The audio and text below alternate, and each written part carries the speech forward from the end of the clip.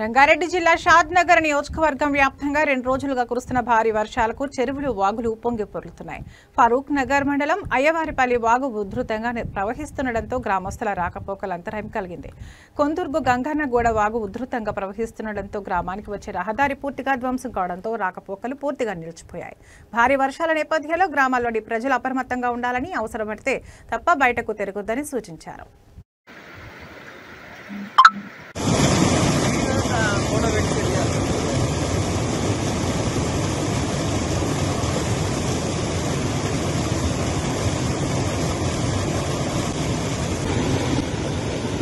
చేపలు ఉంటే మంచిగా పోయి ఆడ ఒలలు పట్టుకొని